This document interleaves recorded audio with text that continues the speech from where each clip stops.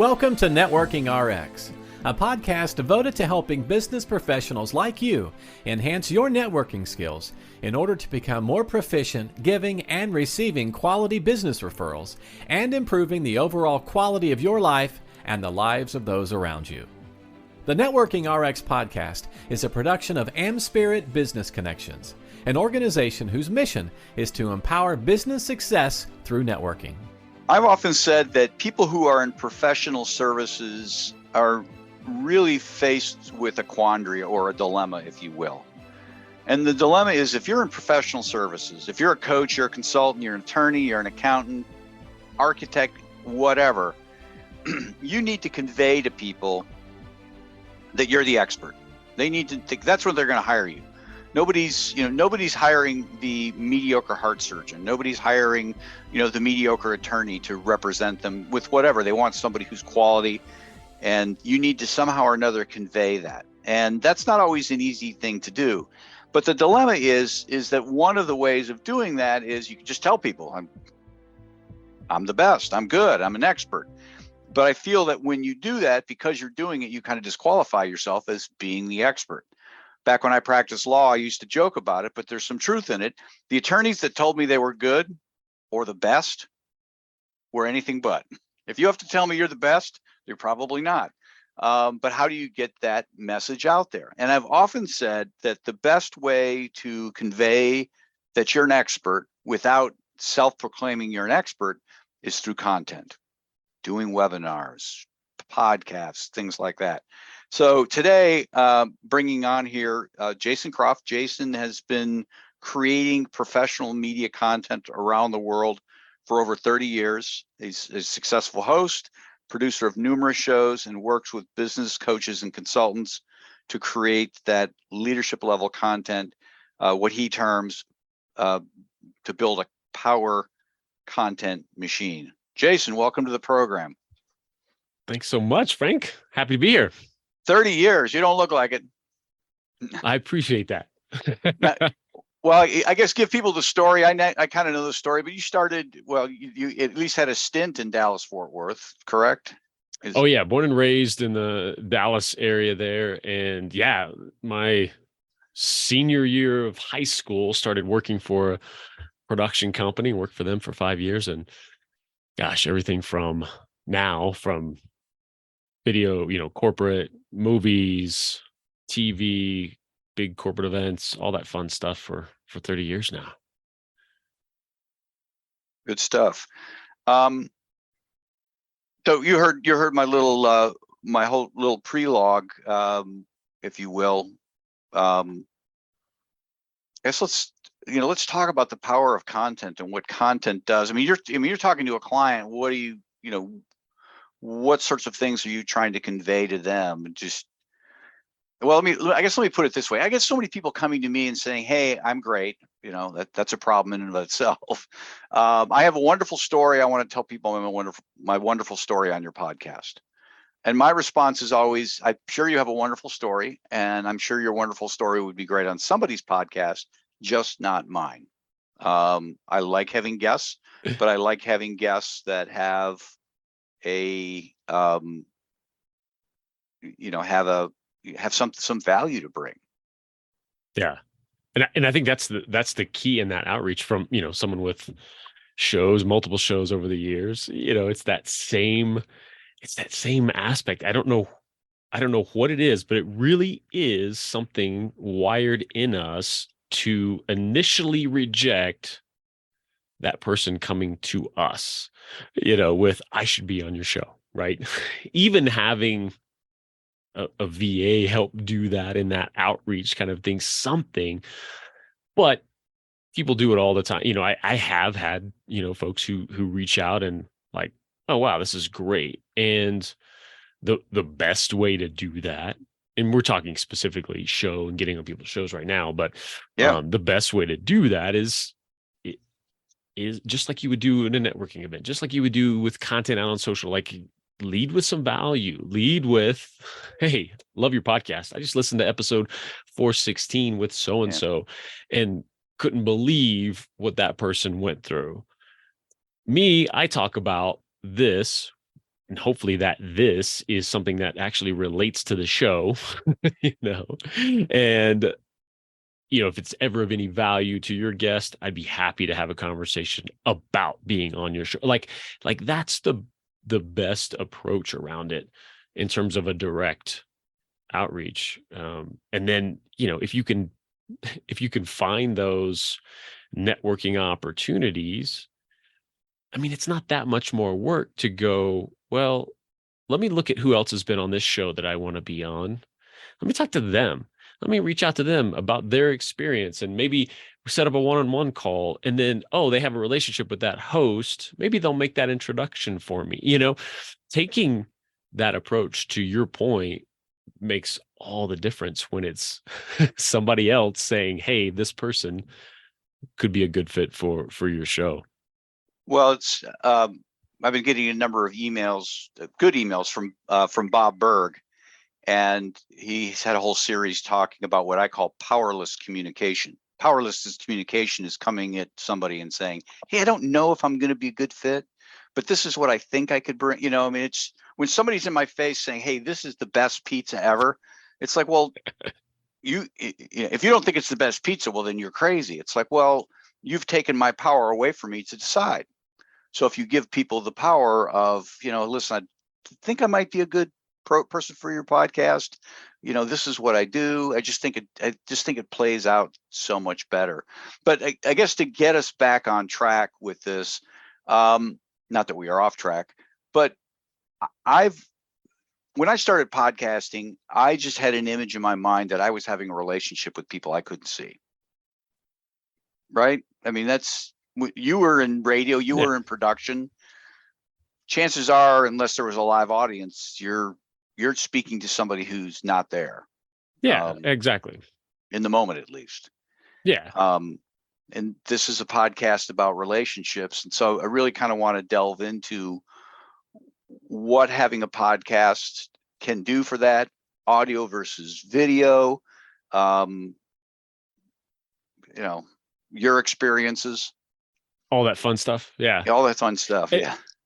And I think just to touch on the Bob Berg example there too, the only thing I will add to that is there's a way to do it with strength too, where it doesn't have to be sort of this like, oh, I'm just a shy little flower guy, maybe I will, because that doesn't resonate with a lot of folks, right? And there is a way, again, to be giving, to be strong in that. And again, and I think we'll get into it a little bit more too, with the kind of content that you can create to convey that. But that's the key, because you and I and everyone listening knows when they hear someone or they watch someone and they just know that person, that level of confidence, what they're saying, ringing true, all of that, like there's no doubt this person is an expert. They know their stuff without ever saying, well, I'm an expert and I am the number one person, without any of that. And that's the only little addition I will say, is just like, don't be afraid to stand in that strength, even if the words coming out are very similar, Right. Stand in that strength of like, yeah, I know what I'm talking about. If you'd like to have me on the show, it'd be awesome. If not, no problem at all. It's that same approach, just like a sales conversation, right? You want to stand in that strength.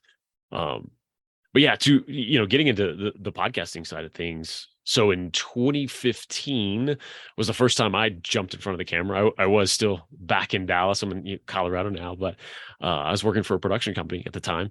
And as a marketing initiative, I thought, hey, this would be great. We've got studio and cameras and all that fun stuff. So we started a 3-camera shoot there in our studios. I jumped in the host chair because nobody else was going to do it. This is my ridiculous idea. And I absolutely just fell in love with it.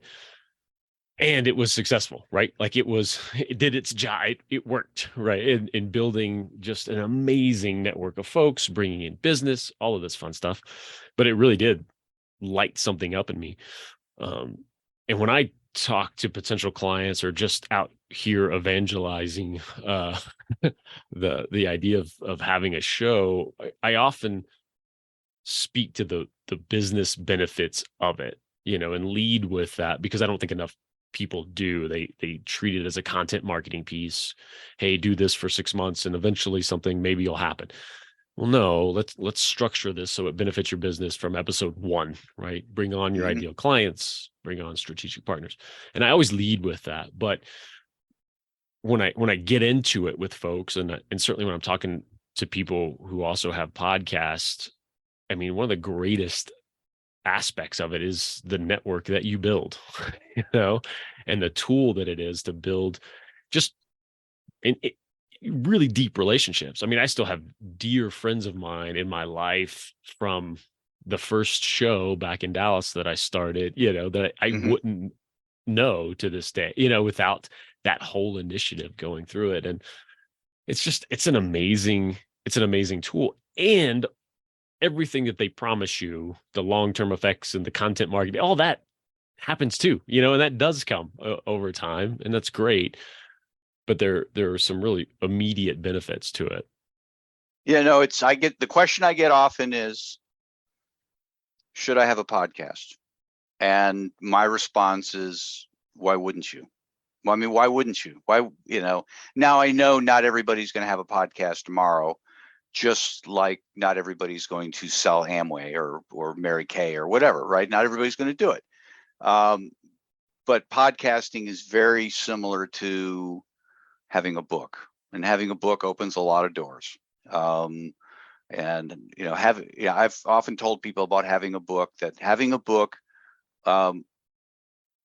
will make you money, but in ways that you aren't thinking, right? You're not going to make money selling the book, but it'll open doors for you that'll create money. And I look at podcasting as much the same. And my big regret is I didn't start before 2018. I wish I'd have been there 2015, originally I just was podcasting to get on and just kind of share my thoughts. And then somebody said, why don't you start interviewing people? Secretly inside, I was angry. It's like, I've just learned to climb this learning curve. I've got a Blue Yeti. I've got all this stuff. Why would I want, I'm comfortable now. Why would I want to be uncomfortable? And I'm kind of kicking myself as we're talking, because I've been using StreamYard, and we should have done this on StreamYard, because if there's anybody who would have been understanding of my goofs and gaffes, it would be you. But my point is that, there's always another level of discomfort.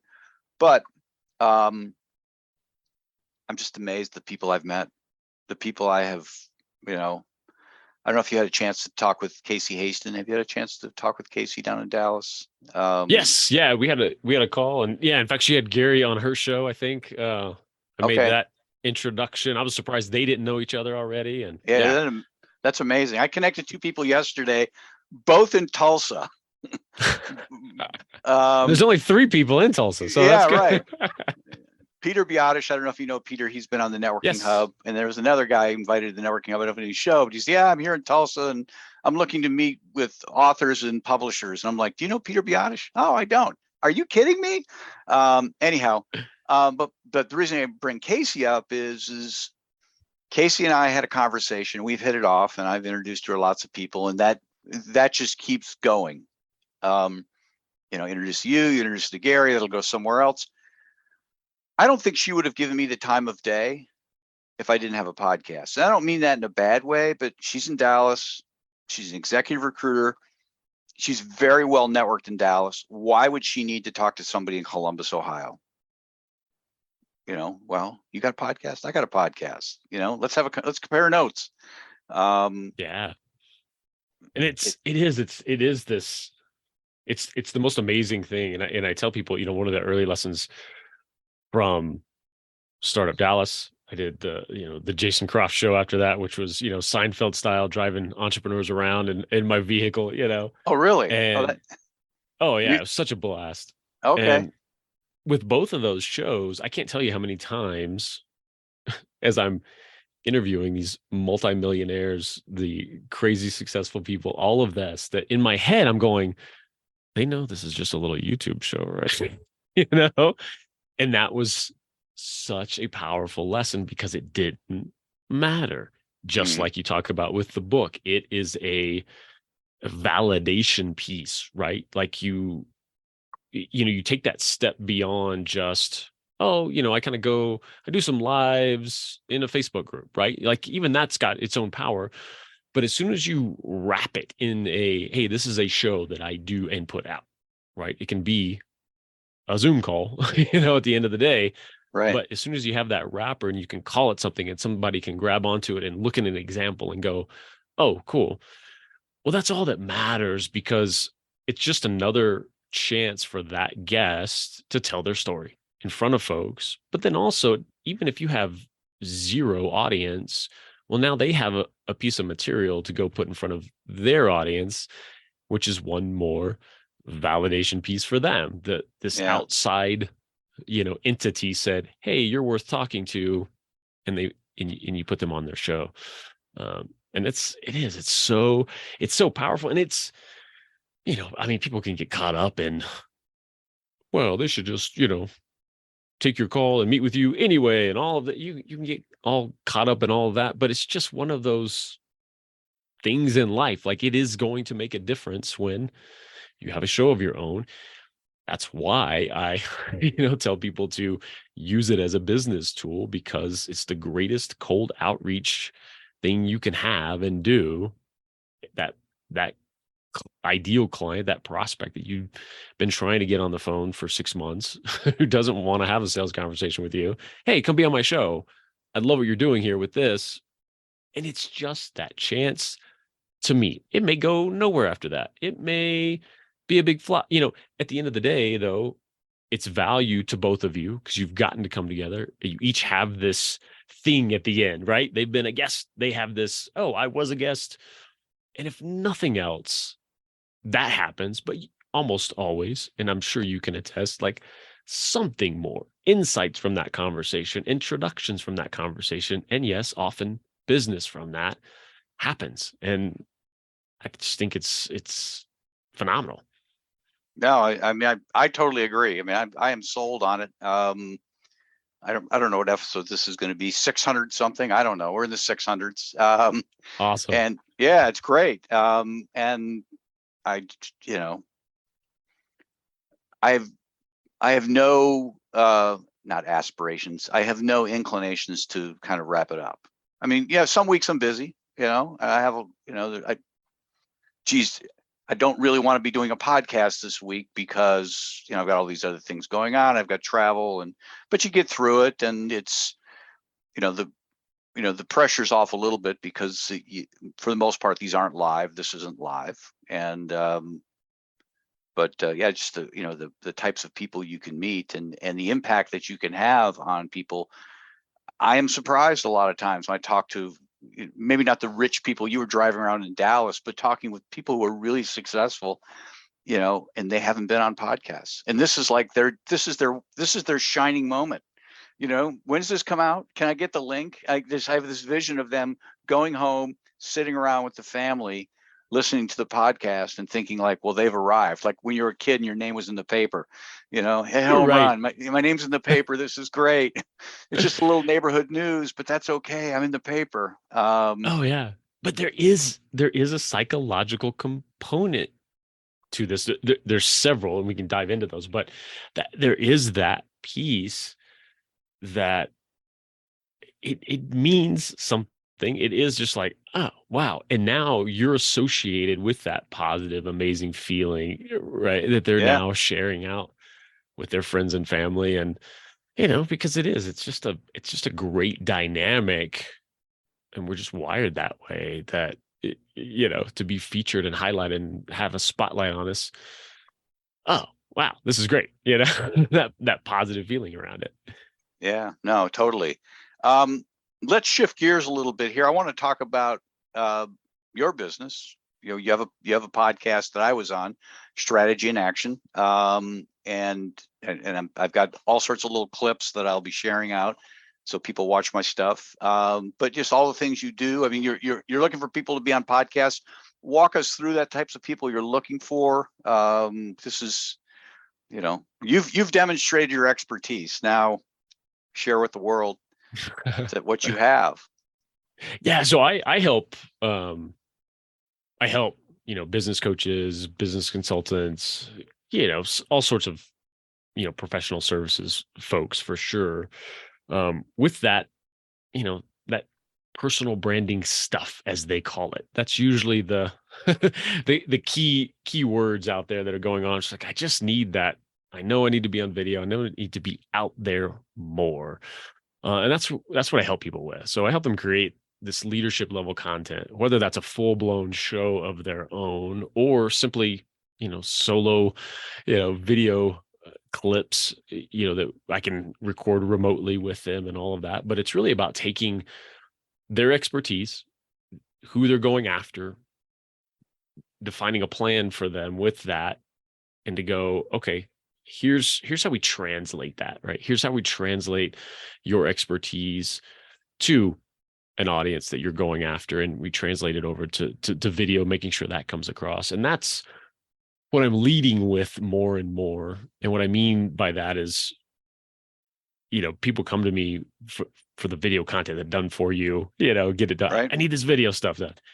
What they love during the process is the coaching through that, certainly defining what they're going to be talking about, but even in the moment, so they're not having to just stare at a lens, and what am I going to talk about? But also in that moment of recording to actually to get that feedback, right? Hey, let's try that again. Hey, let's go through this. What about this phrasing instead of that? Just like, we brought up the Bob Berg example earlier, there's a way to come across with, oh, I just wanted to, I think this will really help you. And I'll kind of stop folks and like, well, no, this will help them. 100% what you're about to share. So let's use that definitive language.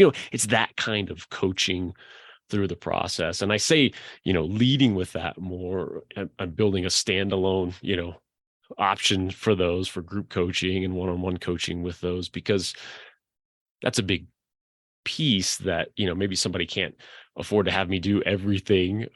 But also it's the piece I love the most. And I really just want to do that more and more, because that's the fun stuff, creating new approaches with what their expertise is, finding, new audience ideas for them, new ways to get in front of that audience, and then building a plan for them too. That's okay. Great. I have these, 40 videos. What do I do with them? Right. This is awesome. They're on a hard drive. What do I do? And have a plan for this. Well, here's a release schedule. Here's what and if you have a team, go, have this person DM 100 of your ideal prospects out there with this clip. And here's the message to say, and, giving all of that. That's the fun stuff. Now, do you help them track down guests, or you just kind of coach them through, these are the types of people to get, or will you actually bird dog guests for them, or does it depend?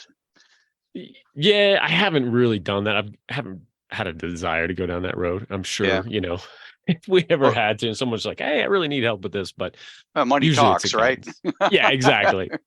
Yeah, never say no. You also didn't hear me go like, I don't ever do that. Yeah. Right. But yeah, as an added thing, we can certainly do that. But it's also so much easier. And that's what gets across to folks as they go down this road. Even I'm helping to put a show together, that insight I mentioned earlier about, wow, like I'm got so-and-so on my show. Can you believe it? Well, that's what I help people overcome, is this idea of either my show is new or it's not new, but it's tiny. Why would anybody come on? And that's why I share that kind of insight, because it really doesn't matter. And of course, we're not talking, let's get Richard Branson on your show tomorrow, right? We're not talking about that, but you would be amazed at the top level people in your industry who would love to be on. To your point earlier, like the people you've had on, and it's their first time to be on a show because that industry isn't sexy, or, people just haven't had that conversation with him. And for you now, going back to and extending this conversation around how you demonstrate your expertise out there. There's certainly solo content and you can teach people, but also that proximity, that power by proximity, right? I think Mike Koenig describes it that way. And having these folks who are industry leaders on your show, if nobody even watches that, seeing, oh, so-and-so was on your show. Right. Oh, interesting. Wow. Now you're here level, on the level playing field with them. What I've always told guests is, I use my kids as an analogy. I said I could give my kids the winning 6 lottery numbers and money to play, and they won't do it, right? Just because dad's telling them this is stupid. Now the neighbor could give them any 6 numbers, and they would take their own money and go play the lottery. And so the point I'm making to the guest is when you come on, even though you're saying the exact same thing I could say by myself, you're affirming, people are listening. We hear Frank talking a lot of the time. This is somebody new. But back to your this is a sample size of 1. This is my experience, but 600 episodes, probably, let's say half have been guests. I've only had probably 2 people tell me no. You don't, so if you're listening and you're like, nobody want to be on, trust me. I've Bob Berg, Lewis Howes. I've had some big names, and I had to wait for some. Listen, I'm busy. 4 months, okay, fine. I didn't hear no, but a couple times. Yeah, and to follow that, not only that, but I share with people.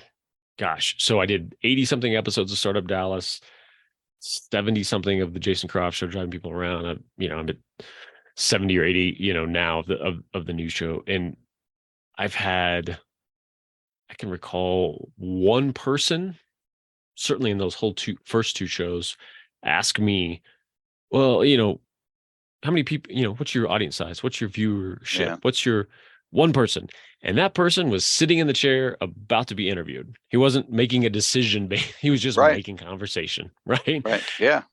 It's like, it doesn't matter. And I hope that that's encouraging for folks who, if that's their hang up of, overcoming it, because it's logical, right? You would think, just out here consuming shows, you would think that would be a first concern for a potential guest, and it just isn't. Yeah.